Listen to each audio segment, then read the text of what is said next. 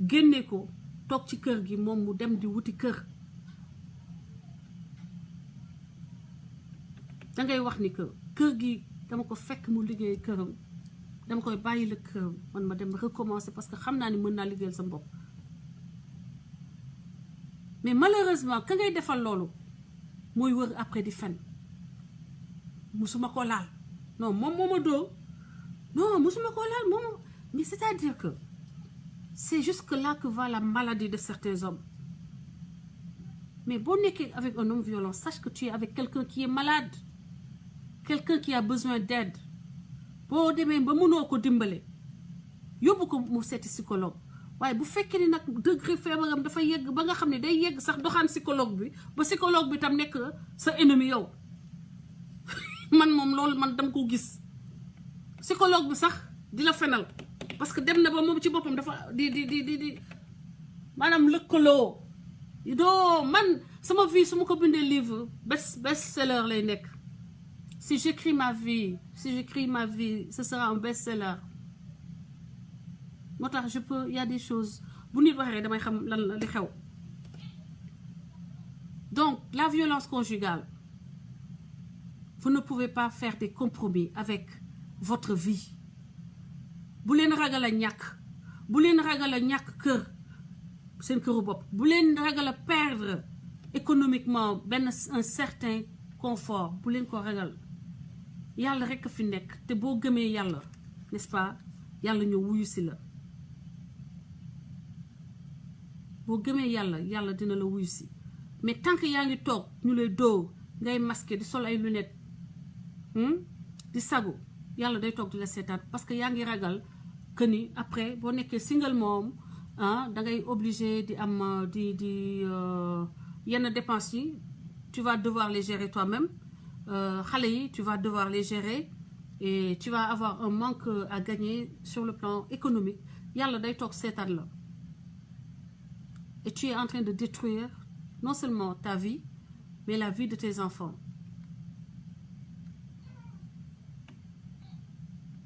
thank you Thérèse sama tur yow sa tur bi dafa neex voilà donc ce qu'il faut mooy malheureusement suñu société dafa am benn poids bu métti bu diis sur la femme ba nga xam ne divorce bi dafay mel ni benn échec familial la c'est un échec familial mais bu fekkee ne dañ la dóor que essayer yóbbu ko thérapie ba sonn mënul wër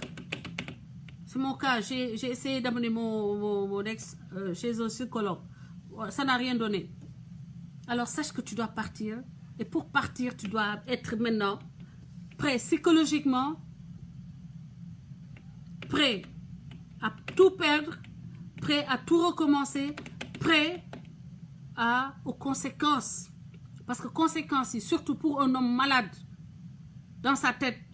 c'est maintenant de faire que ta vie soit pire qu'elle n'était avant enfer donc balaa ngay génn kër googu kër gi nga nekk di fa daj violence sois sûr que tu as pris les précautions d'avoir tes papiers les papiers de tes enfants mënul la ci yàkkal dara yow nga say kayitu doom sa kayit yu sa doom yi di fayoo on te conseille d'avoir une trousse de détresse non foofu ngay xamee ni intelligence baax na ci doomu aadama intelligence dafa baax te foofu ngay soxlaa sa intelligence fexe ba génn ci enfer bi nga génn ba dem muy doog a réaliser ni que daw nga rëcc nga ko dootu la mën a torturer dootu la mën a toroxal dootu la mën a humilier là nag tu as un lion qui a perdu sa proie mais c'est ça ton salut yow jigéen jooju ñuy maltraité jigéen ju ñuy dóor yow foofu nga amee sa salut ak sa salut doom te yàlla rek a fi nekk boo gëmee yàlla taxawu la parce que man ba may yegg si Californie benn nit laa fi xamoon muy Njawar Job maintenant ma ñëw ci épisode boobu ci fenkat yi non benn nit laa xamoon muy Talla Sylla xaw ma woon keneen benn nit Talla Sylla mu ne ma ñëwal il savait Talla xamoon na sama situation te moment boobu mënuma woon wax sénégalais yi ni que j'étais victime de violence dama ko doon muñ te nag jour ba ma gën a triste jour boobu lay taxaw gën a xeexal Sénégal jour boobu ma gën a am problème jour boobu lay taxaw gën a xeexal Sénégal parce que bëgguma sama li may dund c'était une lutte pour la survie. Je voulais survivre. Et je savais que je valais plus que ça. Je savais que je m'étais battue pour avoir des connaissances, que je n'allais pas sombrer. Je n'allais pas me laisser tuer intellectuellement. Et cette lutte, Fofu, moi, le seul, li ma lutte bi apporté, c'est que je n'ai pas sombré. J'ai refusé de sombrer. Moo tax jigéen bu am violence conjugale rek xamal ni Françoise Hélène Gaye boo ko woowee inbox dina waxtaan ak yow te di nga jóg di nga yëkkatiku te dinaa la mën a dimbale recherche solution parce que xam naa dama mujjee mun naa la wax ni expert laa ci parce que dama doon recherche man lu ma jaaxal ci àddina damay toog di def ay heures di jàng di recherche j'ai recherché lépp laa ci xam lu jëm ci violence domestique ak ses séquelles parce que dafa am ay séquelles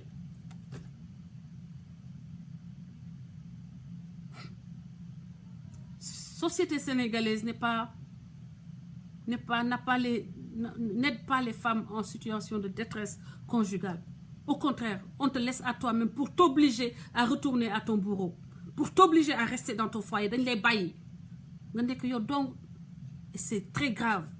c'est très dangereux. Bàyyi leen di daw seeni doom bu ñu leen waxee ni ñu ngi leen di dóor bu ñu leen di waxee ngeen di calculer ay waa mu ngi sëy jëkkër ji dara manqué wu ko sag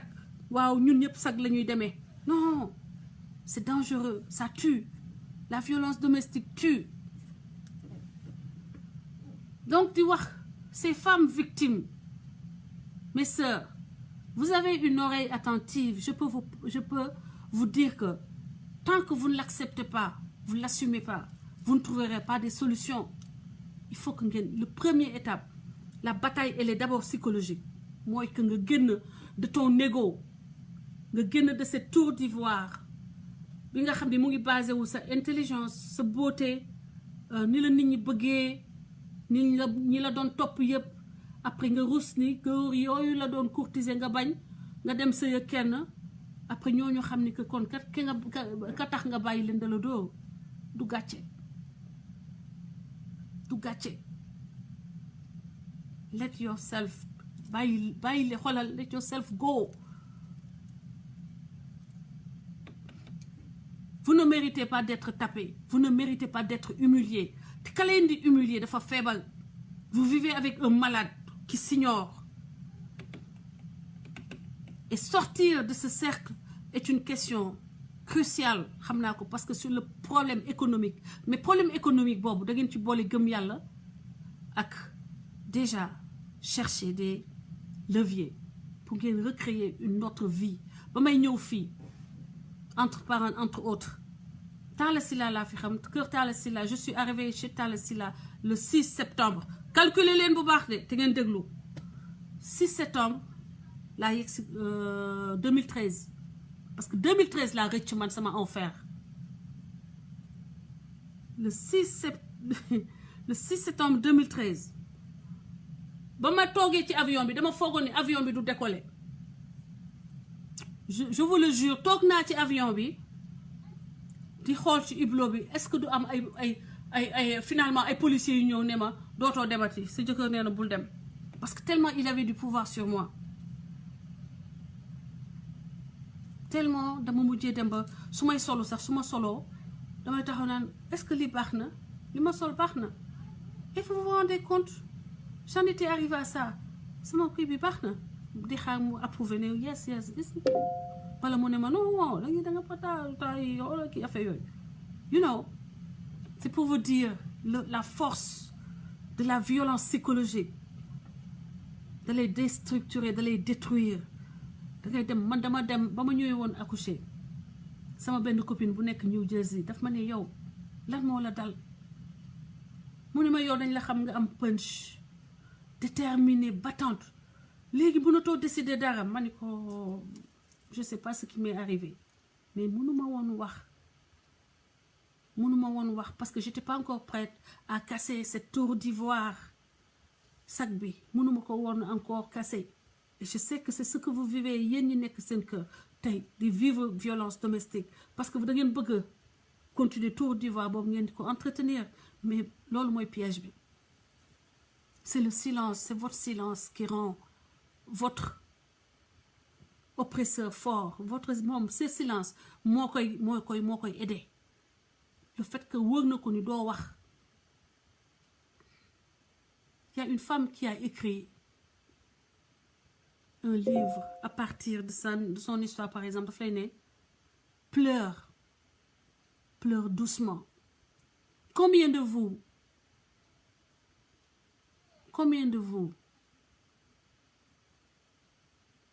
ñaata si yéen yaa leen di jooy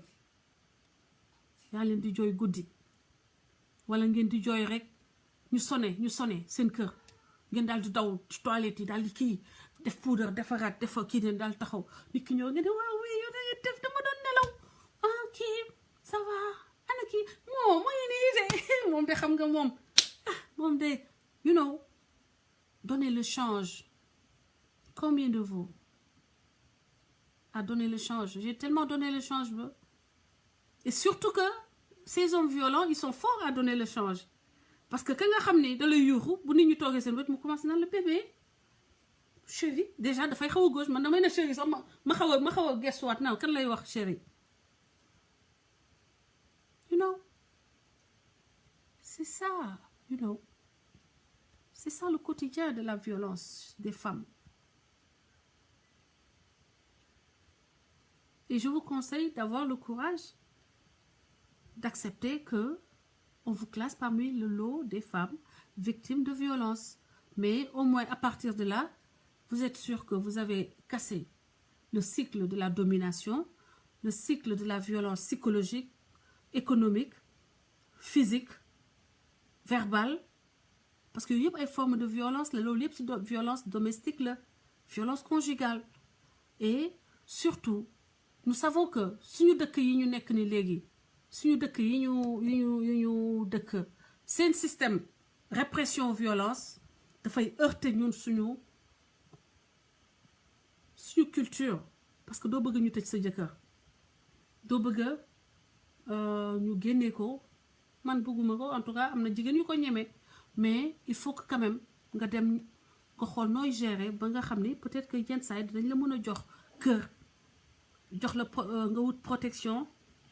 parce que fii quand même am na lu ñuy wax restraining order maanaam nit ki 500 mètres fa nga nekk du fa am droit jege pour au moins nga am benn minimum de sécurité. Et pour cela il y a des lignes anti-violence ci dëkk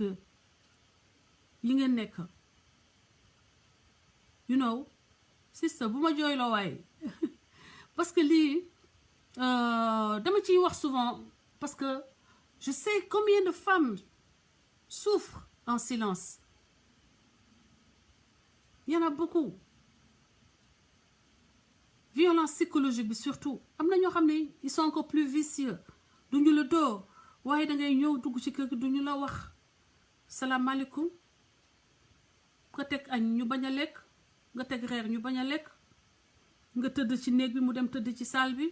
du la tudd bu xëyee du la faale. C'est de la violence. Je suis désolée. C'est la violence psychologique. C'est une des plus pernicieuses. C'est benn ci aspect violence domestique là. Vous n'avez pas le droit de vous laisser tuer à petit feu. Il faut que ngeen gëm seen bopp. ngeen xam ne yàlla rek a fi nekk mes sœurs. ba ma yegsee kër Talla Sylla la dal nettali nañ leen une histoire benn mythologie. Aujourd'hui je vous dis j'étais chez Talla Sylla, j'ai fait du 13 septembre au 15 septembre octobre. Septembre laa yegg le 6 laa wàcc ci aéroport LA nekk kër Talla Sylla ba le 15 octobre. Ça fait ñaata weer la matul ñaari weer right. Ça fait donc du 6 au 6 ça fait un mois. 6 ba 15 à peu près un mois 10 jours un mois 9 jours laa def kër Talla Sylla ma jël sama appartement wu bopp Parce que malheureusement, la violence appelle d'autres violences. Non, c'est un cycle infernal. Moo tax ñu war a am un état fort qui crée. Man tey su ma nekkoon milliardaire, je vais créer des refuges pour les femmes. te su ma amoon tey ku ma financé man soxlawuma pouvoir man li ma soxla mooy améliorer le bien-être de mon peuple. ma bañ a gis nit ñuy souffrir moo ma intéressé. Par exemple, loolu rek ça m'aurait rendu heureuse que ma créer ay logis ay gîtes ba nga xam ne ku ñu doo ku ñu def yenn yi nga mën a ñëw ma dugal la fa préparer la ba nga mën a demal sa bopp mën a yoral sa bopp mën a choisir ta vie en toute dignité en toute liberté. loolu ak projet bi ma am pour les fous les personnes qui n'ont pas de kii loolu ñaar ñooñu su ma ko fayoon ba dootuma gis benn malade mental di naan si rigole wala di lekk ci di génne ci mbalit di lekk loolu su ma ko amoon rek je te jure que je suis prête à pare naa sama àddina. je te jure ak maa xam li ngeen di dund. donc ma def Kër Talla Sylla 1 mois 9 jours. Jawar Diop jabaram moo ma dimbale ba ma parce que mënu ma woon déplacer amaguma woon oto ki moom sunu kër daanu ma woon dem di añee këram xanaa fekk ñu demoon wuti kër après ñu ñibbi si taxaw foofu peut-être ma fekk ñu ne ma añal wala xale yi manger comme ni ñu koy defee chez tous les Sénégalais. Je n'ai jamais passé une seule nuit musuma fanaan benn journée kër Njawar Diop. musuma fanaan benn guddi chez Njawar Diop pas une seule nuit te nee nañu dëkk naa fa 1 an. J'ai fait 1 mois 9 jours chez Talla Sylla. J'étais censée rester là-bas 4 mois. J'ai fait 1 mois 10 jours ma ut sama benn colocation ñooñu ñu jox ma benn néeg ma bokk ak ñoom cuisine beeg ma am samay toilette du ma bokk ak beneen colocataire c'était tout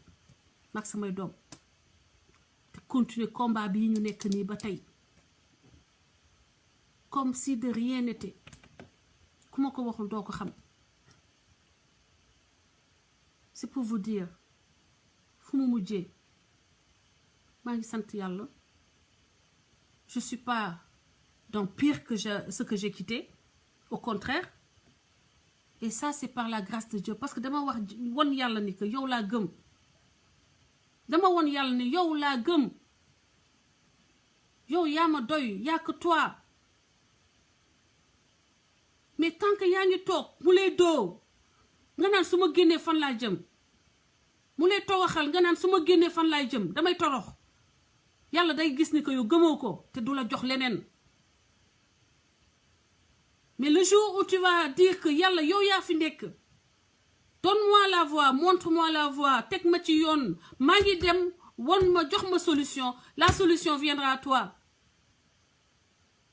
Elle est là, la solution que Dieu a pour toi, la vie que Dieu a pour toi. C'est à toi maintenant de lui montrer que tu crois en Dieu.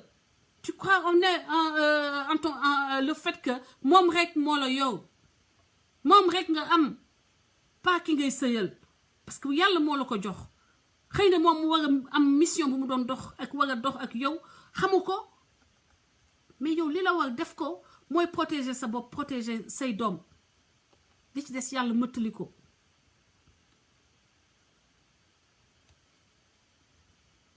Mais ayez le courage de partir avant de partir les pieds devant. Ayez le courage de partir balaa ñu leen di génne les pieds devant. loolu mooy li ma leen di wax te ngeen gëm yàlla.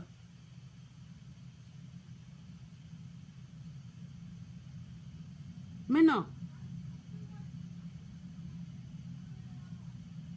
tant que yaa ngeen di toog ci xalaat ni boo leen génnee doo leen amati standing boobu noonu un standing d'ailleurs faux parce que fait de larmes ngeen jooy guddi ba seen oreille tooy xepp ka leen teg nakar bi mu ngi xandoo nelaw ba xandoo yéen ngeen nekk doo leen nelaw parce que jigéen moo mel noonu te sax nag doo am sax loisir u tong ko moom day tong mais doo ko sax mën a tong parce que lu tax le plus souvent yow yaa ñëw surtout ñu nekk bitim réew yow yaa ñëw fekk si ko dans son milieu il a ses collègues il a son cercle qu'il a déjà établi et toi tu es là tu dépends de lui c'est lui en fait ton référentiel dans ce milieu social alors qu'est-ce qui se passe daf lay def loolu métti mais yaa koy neexal parce que doo da ngay wéet te mënoo dëkk ci téléphone da ngay téléphoné ba li nga am as tuut mu jeex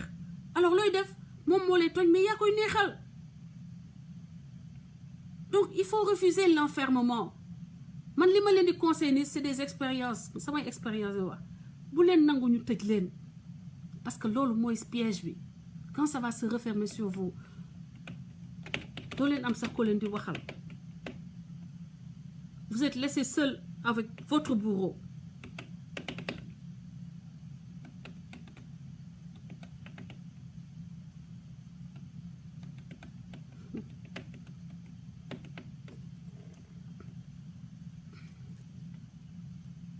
non je te jure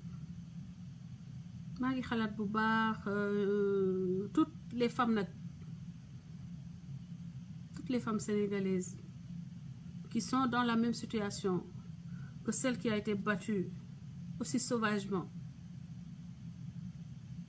et dont les pleurs, you know, sont ignorés. On va l'aider à penser ses blessures, on va lui dire retourne, tu vas retourner. waaw lii taxul say tas mu demati ba bés ba muy man daal sama gars yi lii moom li ma ci mën a wax naa ko millions de fois wax naa leen ko millions de fois donc surtout dans la diaspora il y a beaucoup de gens qui sont partis parce que góor ku jigéen jur par exemple quand tu es capable pendant des heures fay connexion internet amoo lenn loo ci def lu dul saaga jigéen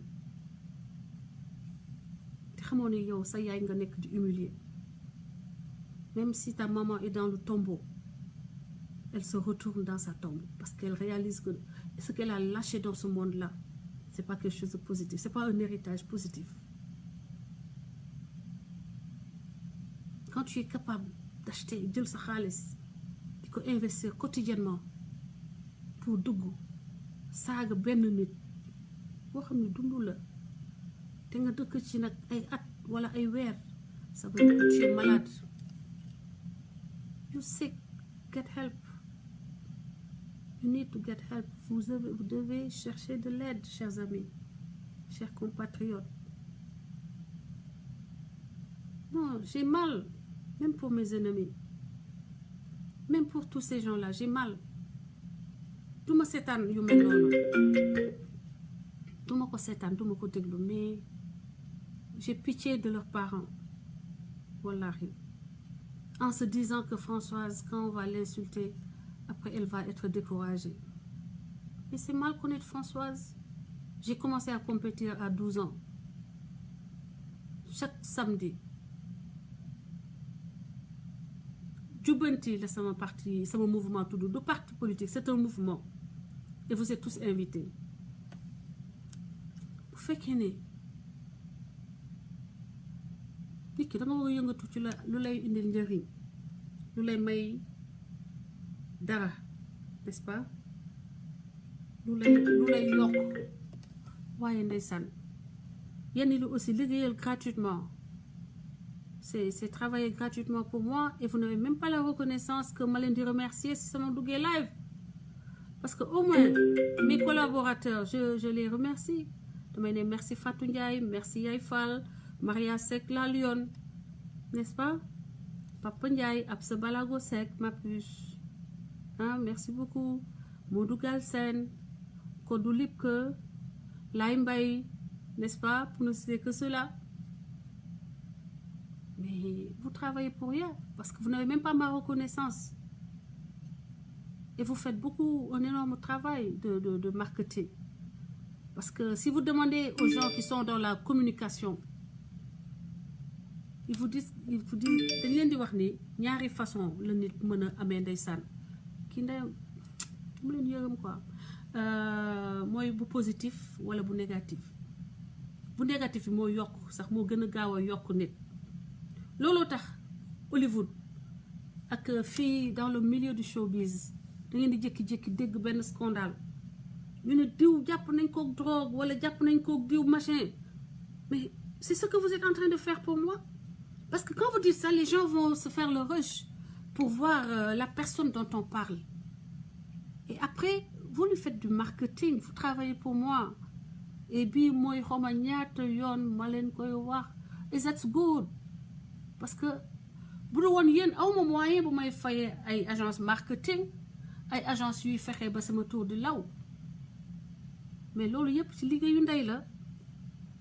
je suis désolée. Donc là vous faites le marketing benn façon bi ñu koy defee fii États-Unis parce que booy wax lu baax ci nit ki dañu ne non c'est pas la peine you know mais boo waxee ni gis nañ ko lii def na lu bon lii ñëpp daw donc c'est comme ça que j'en suis arrivée à autant de followers et autant de respect et d'estime chez les Sénégalais. Parce qu'il y a beaucoup de Sénégalais qui parlent. Il y a beaucoup de Sénégalais qui s'activent. N'est-ce pas? Mais résonance, c'est pas la même résonance, c'est pas la même valeur, c'est pas le même entendement. N'est-ce pas? Et si vous n'êtes pas encore assez un peu intelligent pour comprendre que c'est que vous travaillez pour moi, continuez. Beneen affaire bi mooy concernant Assane Diouf may tëjee foofu Assane Diouf ba may ànd ak moom kenn ñemewul ànd ak moom ndax ba may jàpp Assane waaw ok amul problème ma xawa ba ñuy jàpp Assane Diouf kenn xamul woon li dusu te ñëpp foogoon nañu ni que ku taxaw wax ci Assane Diouf ñu jàpp la. Donc il y a beaucoup de gens kenn gisu leen woon ba ñu toogee nag ba mu leer nañ you know maintenant il y a beaucoup d'engouement autour de Assane Diouf beaucoup de blabla autour de Assane Diouf mais le 17 août du 17 août laa wax de ba 24 novembre ba ñu koy tëj Sénégal 24 novembre ba kañ ba may xawma ba may gis ay renfort man maa nekkoon ku ñu mënoon a déporter ñu menacé ma ko ba tàyyi ma gëm yàlla rek parce que ba ñu jàppee Assane Diouf man xaw ma woon yoreguma woon sama green card amaguma woon green card maa ngi woon ci processus bi donc mënoon nañ ma tëye mënoon nañu créer Assane Diouf ba mu dem mënoon nañ ma ko def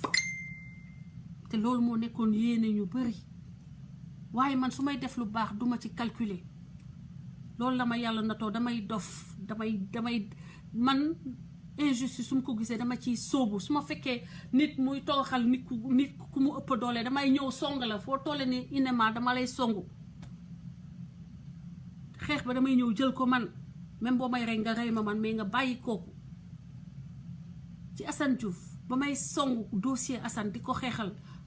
mënoon nañ ma déporter comme Assane mënoon naa fi am ennui yu day ni màggal Touba mais calculé wu ma woon loolu lijjante wu ma woon loolu j'avais vu quelqu'un en difficulté ma taxaw xeexal ko calculé wu ma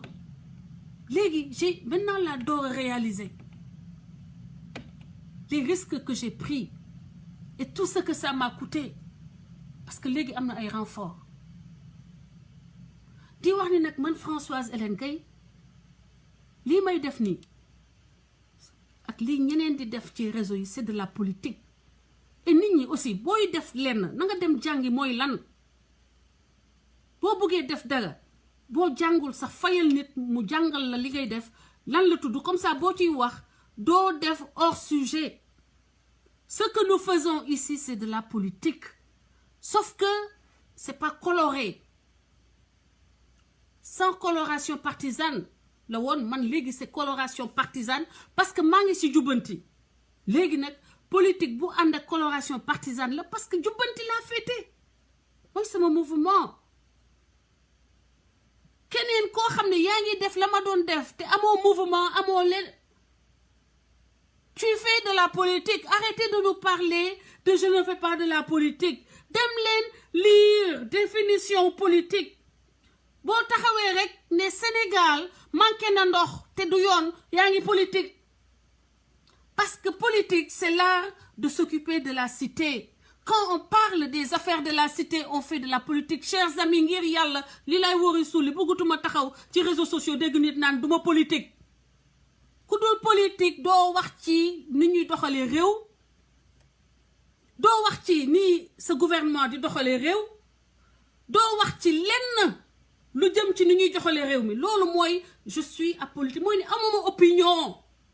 c'est-à-dire que je suis vide d'opinion je suis ne amul dara amuma maanaam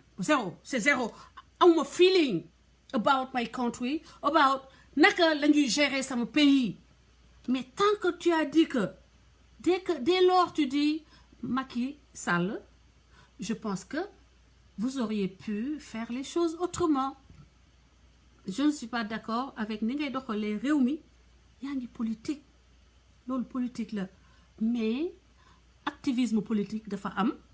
mooy lii majeure partie bi di def ci réseaux sociaux yi amul coloration partisane parce que affilié wuñu ak benn parti bu nekk sur la place par exemple bokkuñu ci réew mi bokkuñu ci nu ñu koy waxee APR bokkuñu ci Pape Diop bokkuñu ci Malick Gakou ok ça c'est la coloration maintenant de l'individu maanaam maillot bi ngay sol loolu la ok maillot bi soluma maillot neel amuma maillot jëlaguma maillot mais maa ngi wax ci Sénégal maa ngi politique mais soluguma maillot parti et ça c'est une horrible réflexion que je vois tout le temps et c'est fatigant d'entendre ça parce que day tax ba ñi nekk ci kaw du ñu reetaan naan xoolal ñii rek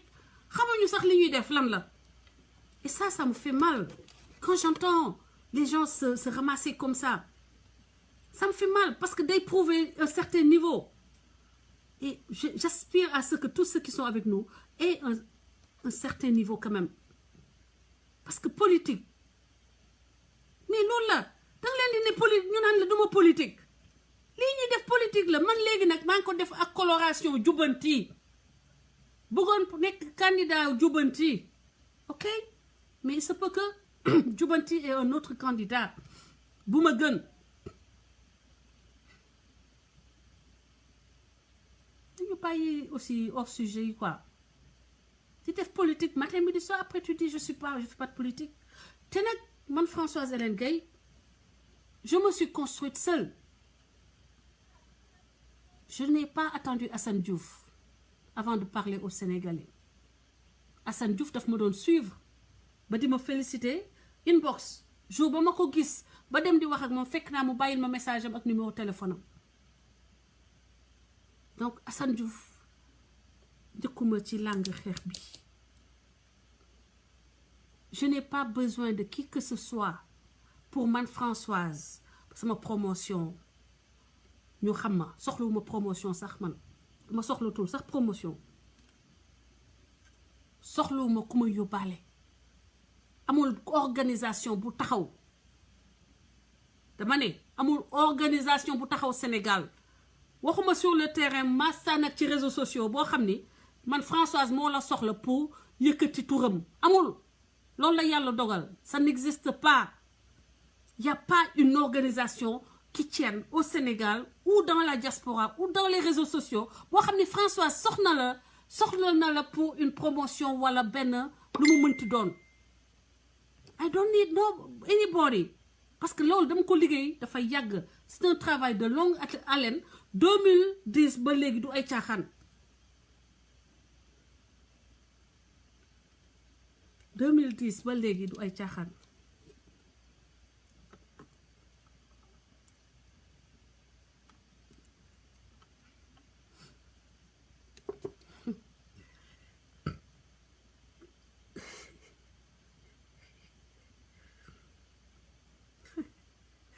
ndeysaan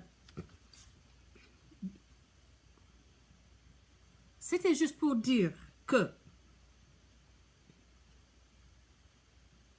pour que ñu xeex ak Macky correctement il nous faut un peu plus de rigueur aussi ñun ñi nekk contre Macky il faut un peu plus de rigueur et le minimum c'est de démontrer aussi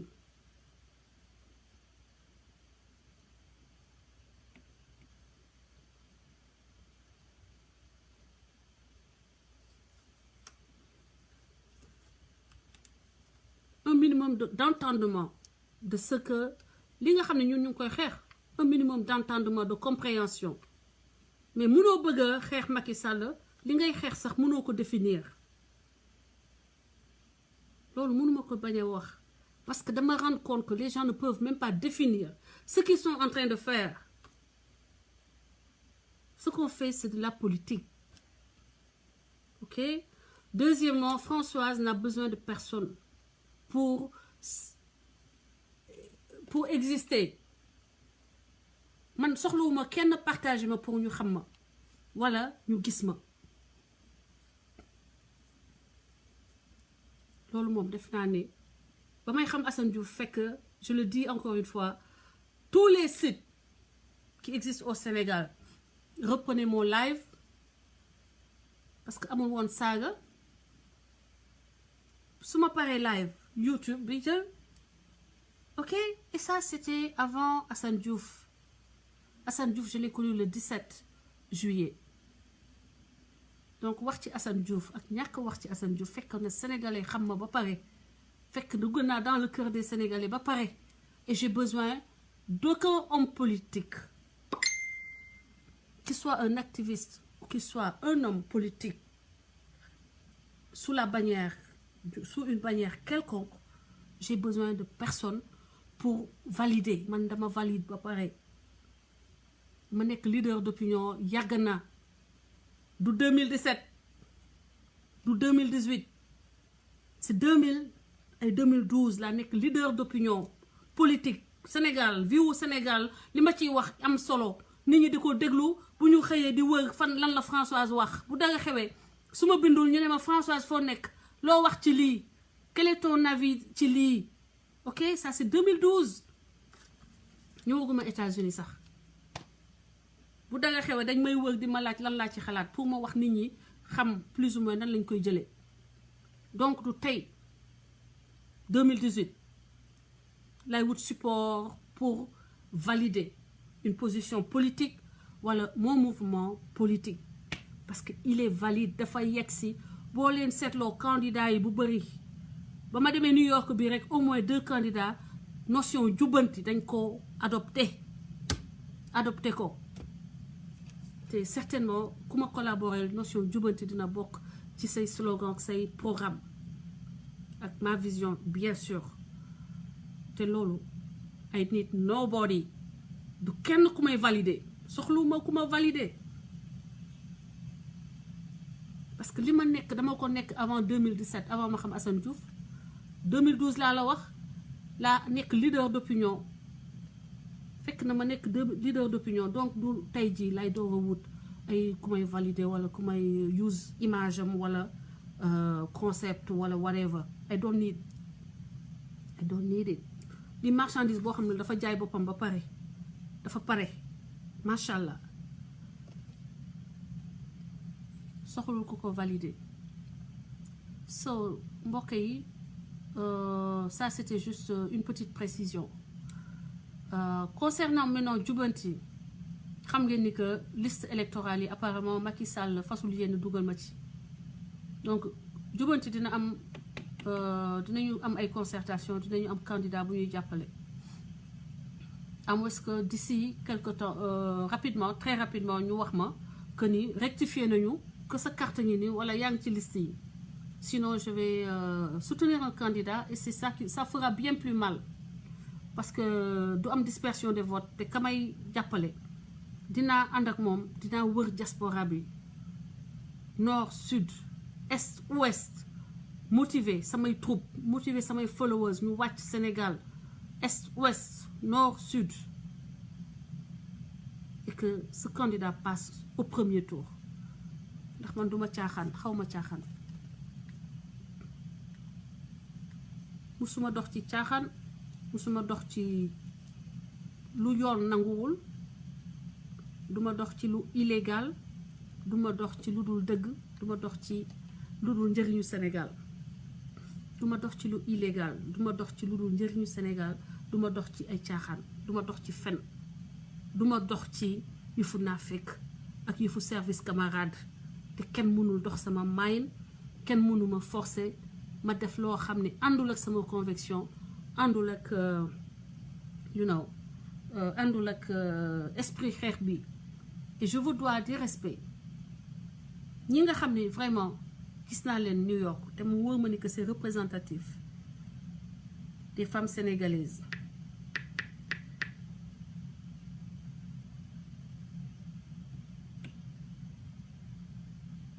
ba tey j'ai pas encore récupéré du long voyage et du séjour époustouflant que j'ai passé avec la communauté sénégalaise à New York di leen magnifier encore magnifier leur esprit leur sens du travail le sens de la solidarité le sens de l'indépendance suñu maman yooyu nga xam ne njaboot moo leen tëyee ba tey bitim réew am nañu seeni kër di faj ay soxla di dimbale ay voisins dimbale ay mbokk moo leen fi bàyyi ba tey ndax ñoom manqué wuñu namuñu dara mais yërmande yenn saay ay doom seeni doom yi nekk Sénégal système bi la faillite du système tax ba mënuñu am liggéey ba tey looloo leen bàyyi New York ak États-Unis ba tey yaa ngeen comprendre